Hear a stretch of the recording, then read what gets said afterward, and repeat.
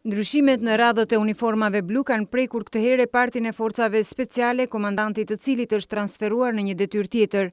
Dje është firmosur nga kreu i policisë së shtetit Artan Dedi largimi nga detyra i Artan Kukës, i cili prej afro një viti mbante detyrën e shefit të repartit Renea. Gjatë kësaj kohe, Kuka ka drejtuar operacionin policor në Lazarat për sekuestrimin e lëndës narkotike, aksion për të cilin është vlerësuar pozitivisht nga drejtuesit më të lartë të policisë. Në vend të Kukës, në krye të forcave speciale, është emëruar ish shefi i forcave të Briskut, ose siç quhet tani struktura për mbrojtjen e dëshmitarëve Resi, Sokol Poçarja. Në vend të Poçares është vendosur Koço Dafa, i cili së fundmi mbante postin e shefit të strukturave të forcave të lëvizjes operacionale në drejtorinë e policisë së shtetit, post në të cilin është emëruar Artan Kuka. Vala e emërimeve të reja ka prekur edhe drejtorinë e përgjithshme të policisë rrugore.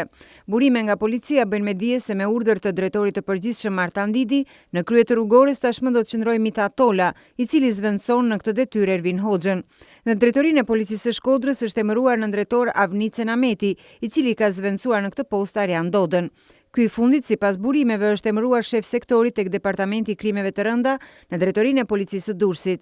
Edhe në Berat janë bërë ndryshime në kupolën drejtuese të policisë.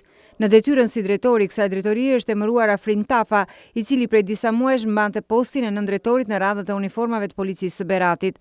Në vend të tij është emëruar Idajet Hoxha.